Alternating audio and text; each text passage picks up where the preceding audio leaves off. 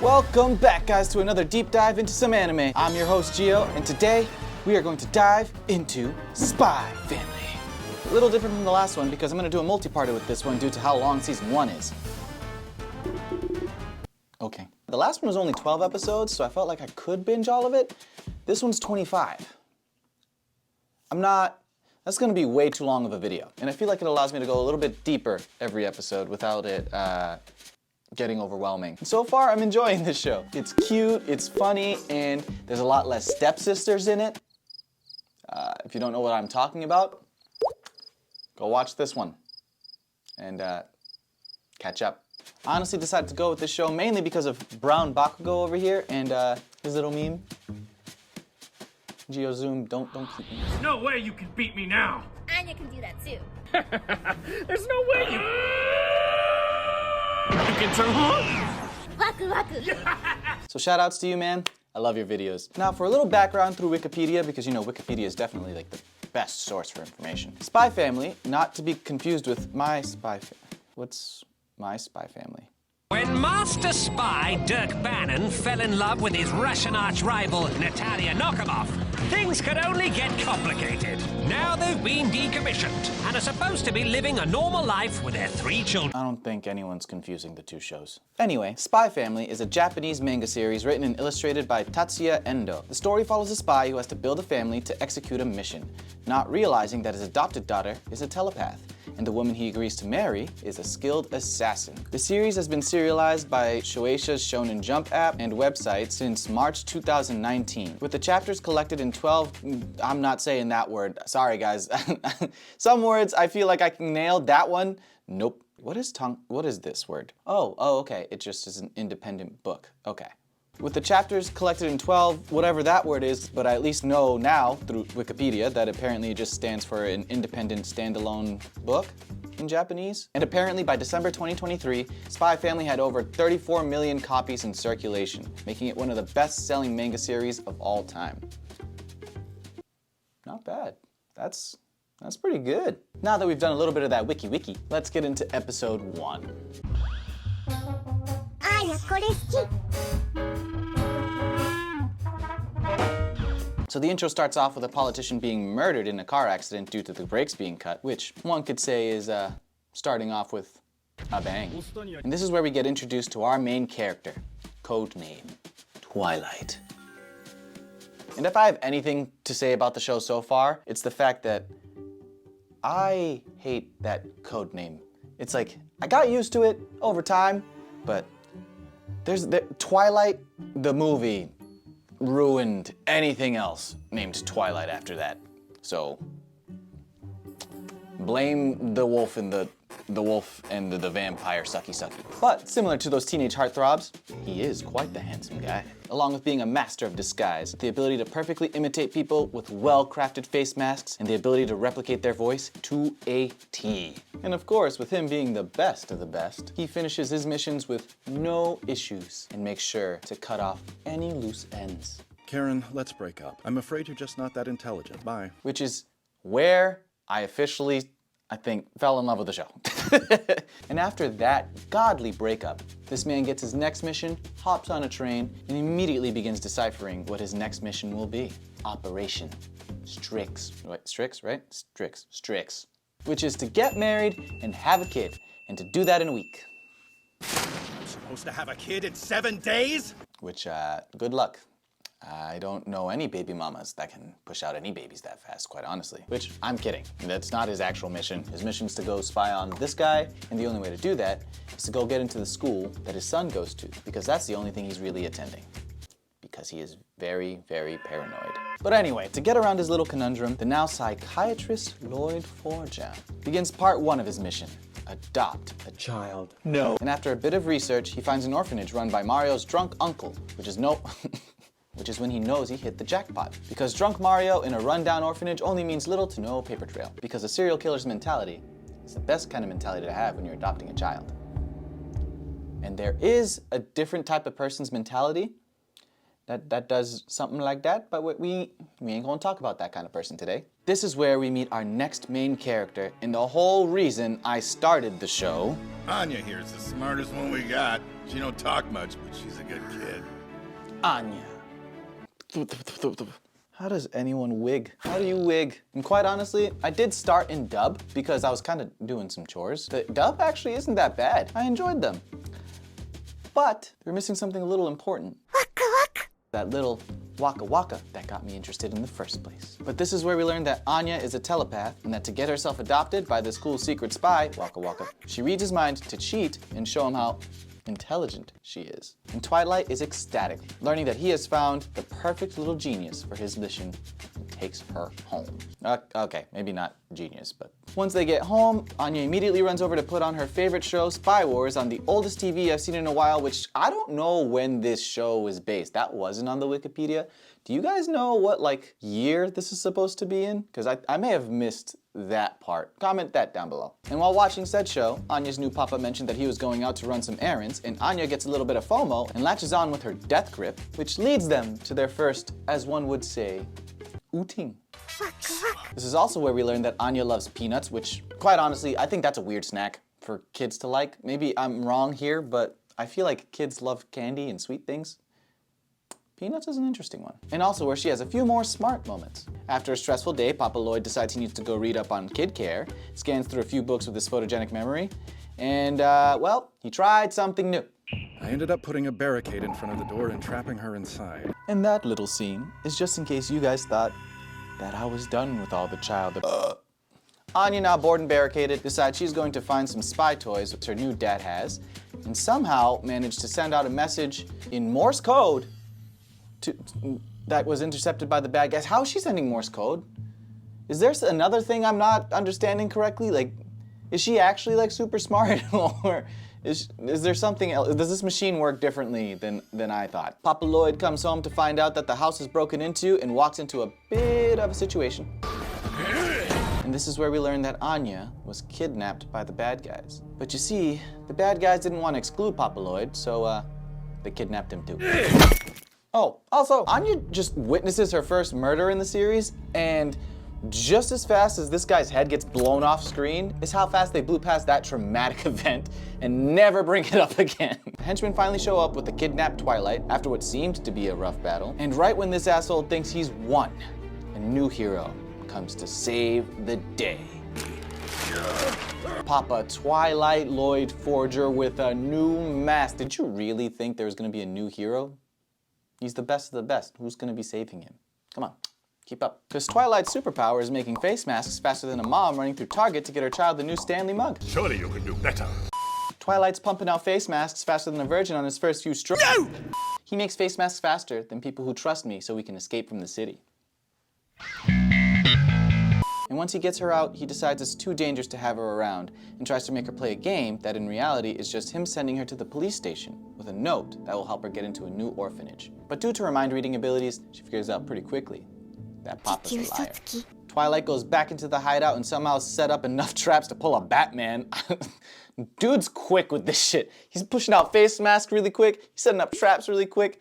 What else is he doing? Taking out everyone one by one before he gets to the head honcho at gunpoint and threatens him and the future of his daughter Karen's life, who I'm sure you all remember from earlier. I'm afraid you're just not that intelligent. Remember?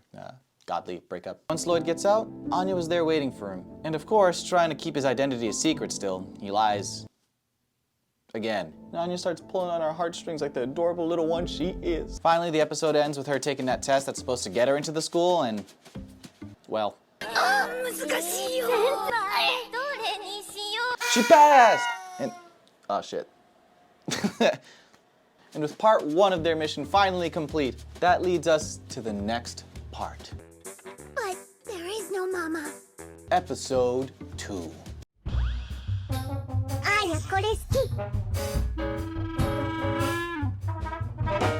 Right at the start of the episode, Frankie, who is a associate of Lloyd's, like through work, I don't think I brought that up earlier, but made an attempt at playing Anya's new mom, and I don't want this mama. after his rejection, little Anya tried to make him feel a little bit better by giving him some nuts. Operation Strix. And there is a joke there. But I feel like it'd be wrong to do in this wig, so today I'm gonna be a better man. Better man than most. Also, almost every episode from here on out started doing this thing where they felt like they needed to recap what the mission was at the start of every episode, as if I had never watched any episode prior to that, which I guess makes sense in like TV. As somebody who is watching it like episode by episode, like binging it, it felt a little annoying, but it's okay. Now this is where we get introduced to annoying character number 1, which is this blonde bitch and her bitchy friends. And unfortunately for her, this is also where our soon-to-be mama forager, Yor, works, who in this moment seems like she's a little aloof, quite honestly. With that being the case, I guess, makes her a good match for Papa? Anyway, they make fun of her and they tease her in trashy-ass ways, then invite her to a party and tell her to bring a date. And later that night, while she was catching up with her brother over the phone, she lied to him about having a date, which again, I guess makes her a good match for Papa. But then, Yor gets a call from her real job. And this is where we learn that Yor is the boss-ass bitch that I've been waiting for. I mean, Papa's been waiting for... Actually, that made it worse. I don't think that helped the joke. That sounded just as bad. Anyway, she's a boss-ass bitch. May I have the honor of taking your life this evening? Oh, and apparently she's also very clean. Hopping back over to the other main characters, Froguy went full creep in order to find some prospects for our boy, and they tried to play a live-action Tinder. Eventually they take a break from that because Anya needs some new clothes for school, and because fates align, Yor finally runs into her soon-to-be family and shows that her foot game is as silent as we wish it was as children, like back when we used to do that like ninja thing and try and like tiptoe across our creaky floors and not try and let it creak in the middle of the night because we had to go pee or something. Which, complete side note, I don't know if you guys used to do this, but like I remember as a child, my walls were like so close together in the hallway that I was able to like stretch out and just kind of shimmy across them, like hands on one side, feet on the other. And I used to do that all the time. If I have a picture, I'll put it up here. If I don't, then whatever I put here is here now. Twilight shows his crazy memory from his Tinder game earlier, and Anya shows how good of a wingman she is. The soon-to-fall-in-love lovebirds make a mutually beneficial plan to fake a family together thanks to Anya's help, where Lloyd plays Yor's boyfriend, where he plays her boyfriend for the event, and she plays his husband. God damn it. Where he plays this role for her event, and she plays this role for his event. That's how I'm gonna keep it. I'm not doing multiple takes. Unfortunately, Papa Dukes gets slammed with an emergency meeting on the day of the party and takes Froyo with him to go and complete said mission. While Yor thinks that she might have been ghosted because she didn't get a single notification about him being late at all. So, you fucked up there, Papa Smurf. The Papa and Fro-Man duo pretty much complete their mission and get into the getaway car. And also, when I initially watched this, in this scene specifically, I straight up thought Fro-Man just dies. But I guess not, so after waiting at the party for a while, Yor pretty much accepted that her date was a dud. The bitches continue to be bitches. And right before she gave up and left, our boy comes in for the save of the century. Bloody and all. Also, mixed up the arrangements. Kinda like I did earlier. Then blonde bitch tries to ruin Yor's night out of jealousy.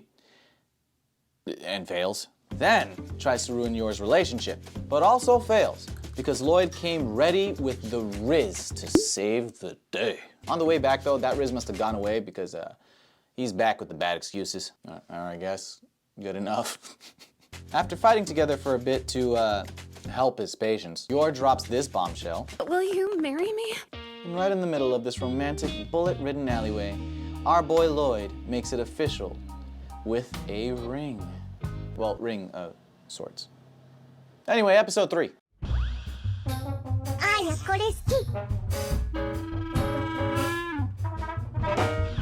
Top of the episode, Yor, or should I say Mama Fortune, moves into her new home. I want to welcome you to Anya's house. Past all that settling in stuff, it's straight to business. And Twilight needs his new family ready for the mission. Get their answers straight and elegance ready for this prestigious school, which didn't go to plan. So he decides to try alternative methods by going on a family outing. They start off with some opera, which went.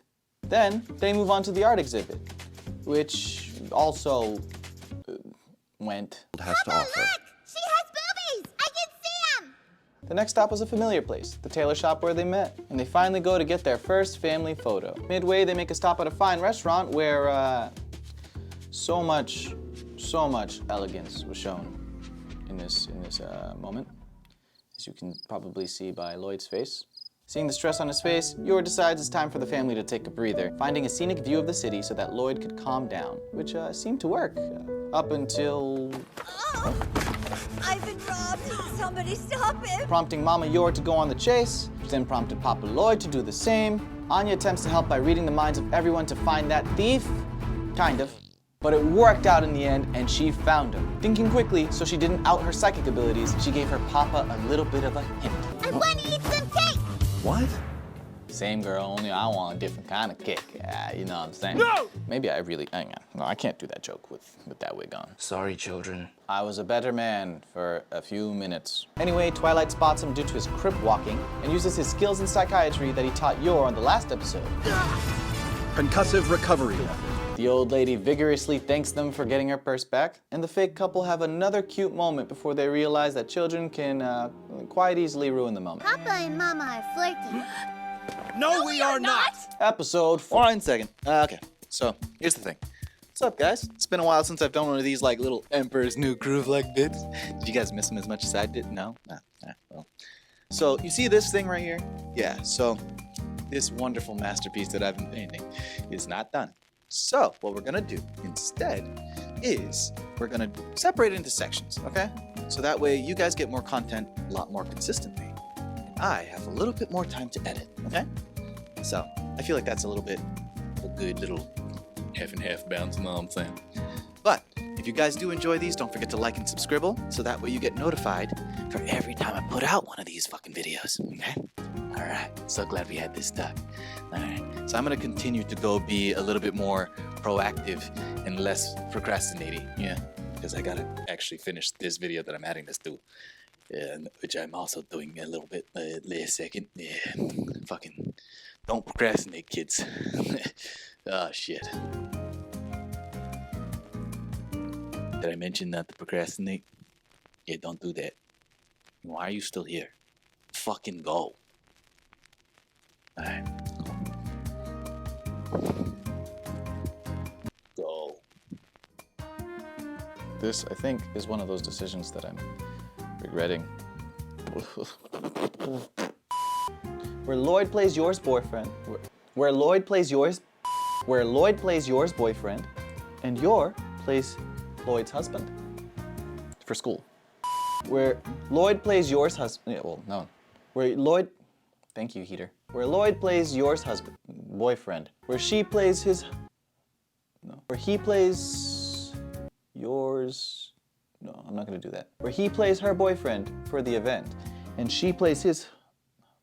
I almost said husband. God, why is this taking so long? Where he plays her boyfriend for the event, and she plays his husband. God damn it. Where she plays. I want you to know, if I do decide to put this in the bloopers, I've done way too many takes of this one goddamn thing.